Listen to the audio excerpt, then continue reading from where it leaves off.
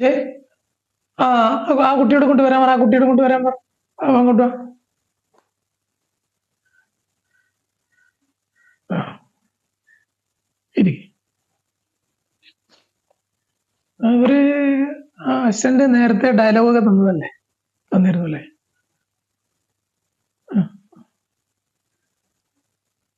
അപ്പൊ പഠിച്ചിട്ടുണ്ടായിരുന്നു. അത് വിട്ടുപോയോ? കുഴപ്പമില്ല, അത് ഇവിടെ പ്രോംപ്റ്റ് ചെയ്ത് തരുന്നുണ്ടല്ലോ. ഉം. പക്ഷെ നമ്മളെന്താ പറയാ, നിങ്ങൾ ചെയ്യേണ്ട ഒരു കഥാപാത്രം എന്താണ്, അത് എങ്ങനെ ആവണം, അതിനാണ് നമ്മൾ നേരത്തെ നിങ്ങൾക്ക് സ്ക്രിപ്റ്റ് തരുന്നത്. നിങ്ങളുടെ ഭാഗം നിങ്ങൾക്ക് തരുന്നതും നിങ്ങൾക്കത് പറഞ്ഞു തരുന്നതും എല്ലാം എന്തിനാന്ന് അറിയാം.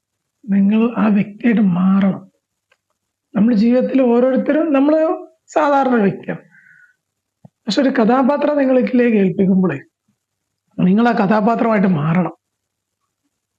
അവിടെയാണല്ലോ നമുക്ക് അപ്പോഴാണ് നമുക്ക് ഈ കഥക്ക് പറ്റിയ എല്ലാ കാര്യങ്ങളും നിങ്ങളിൽ നിന്ന് കിട്ടും.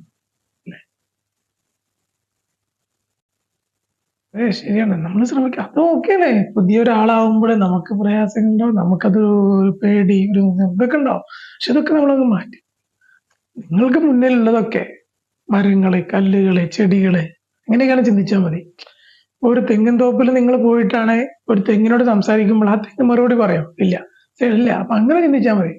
അപ്പൊ ഇവിടെ നമ്മൾ തെറ്റുമ്പോൾ നമ്മൾ പറഞ്ഞു തരുന്നു എന്നുള്ളത് അങ്ങനെ സങ്കല്പിച്ചാൽ മതി. എനിക്ക് ചുറ്റും മരങ്ങളാണ്, എനിക്ക് ചുറ്റും കല്ലുകളാണ്, എനിക്ക് ചുറ്റും പ്രതിമകളാണ്. അങ്ങനെയൊക്കെ ചെയ്തോളൂ. അപ്പൊ എന്താവും, നമുക്ക് പറയാൻ ചൂടെ ഒരു കംഫർട്ടബിൾ ആയിരിക്കും. മനസ്സിലായില്ലേ? അപ്പൊ നമ്മൾ നന്നായിട്ട് ചെയ്യും. നമ്മളൊരു ഭ്രാന്തന്റെ വേഷമാണ് നിങ്ങൾക്ക് തരുന്നതെങ്കിൽ, നിങ്ങൾ ചെറുപ്പം മുതൽ ഈ പ്രായം വരെ നിങ്ങൾ റോട്ടിലൂടെ നടക്കുമ്പോഴോ അല്ലെങ്കിൽ എവിടെയെങ്കിലും അമ്പലപ്പറമ്പുകളിലോ അതല്ലെങ്കിൽ നിങ്ങൾ ഏതെങ്കിലും പള്ളികളുടെ ഭാഗങ്ങളിലോ അങ്ങനെ പല സ്ഥലങ്ങളിലും റോഡുകളിൽ വെച്ചിട്ടും പലയിടങ്ങളിൽ വെച്ചിട്ടും നമുക്ക് ഭ്രാന്തനെ കാണാൻ കഴിയും അല്ലെ? നമ്മൾ ഇന്ന് കണ്ട ഒരു ഭ്രാന്തനെയാണോ നമ്മൾ നാളെ മറ്റൊരു അല്ലെങ്കിൽ ദിവസങ്ങൾക്ക് ശേഷം വേറെ എവിടെയെങ്കിലും ഒരു ഭ്രാന്തനെ കാണുമ്പോൾ അയാളുടെ ആറ്റിറ്റ്യൂഡ് അല്ല. അപ്പൊ ഇതൊക്കെ നമ്മളെ മൈൻഡിൽ. അപ്പൊ നമുക്കൊരു കഥാപാത്രം തരുമ്പോൾ താങ്കളൊരു ഭ്രാന്തനാണ് എന്ന് പറയുമ്പോഴേ അപ്പൊ തന്നെ നിങ്ങൾ അനലൈസ് ചെയ്യണം.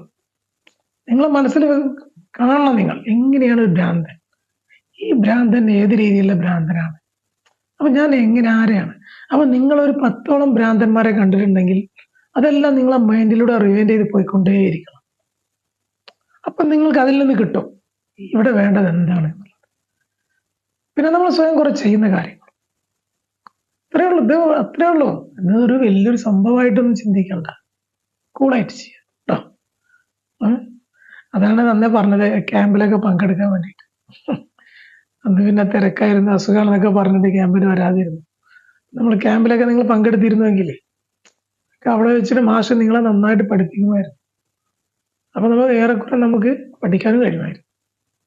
അപ്പൊ ശ്രദ്ധിക്കട്ടാ, ടെൻഷനൊന്നും വേണ്ട. കുറച്ച് സമയം ഇരുന്ന് വായിച്ച് പഠിച്ചിട്ട് നമ്മളിങ്ങനെ കണ്ടിട്ടുണ്ട് ജീവിതത്തിൽ ഭ്രാന്തന്മാരെ കണ്ടിട്ടില്ലേ. അപ്പൊ അതിൽ നിന്നുള്ളവരൊക്കെ നമ്മൾ ഇങ്ങനെ എങ്ങനെയാണ് അയാൾ നടന്നത്, എങ്ങനെയാണ് ഇരുന്നത്, എന്തായിരുന്നു അയാൾ സംസാരിച്ചിരുന്ന രീതികൾ എങ്ങനെയാണ്, അയാളുടെ കൈയിന്റെ ചലനം എങ്ങനെയാണ്, അയാളെ കാലെങ്ങനെ ചലിപ്പിച്ചത്, അയാൾ എങ്ങനെയാണ് നിങ്ങൾ നോക്കുന്നത്, അയാൾ എങ്ങനെയാണ് ചിരിക്കുന്നത്, അയാൾ എങ്ങനെ മൗനമായിട്ട് ഇരിക്കുന്നത്, അയാളുടെ കയ്യിൽ എന്തെങ്കിലും ഉണ്ടോ എങ്കിൽ അയാൾ എങ്ങനെയാണ് പിടിക്കുന്നത്, ഇതൊക്കെ നമ്മളിങ്ങനെ ഓർത്തെടുക്കുക. അപ്പൊ നമുക്ക് ഇതിൽ പറയുന്ന കഥാപാത്രമാകാൻ വളരെ ഈസി ആയിരിക്കും. Okay, keep it up.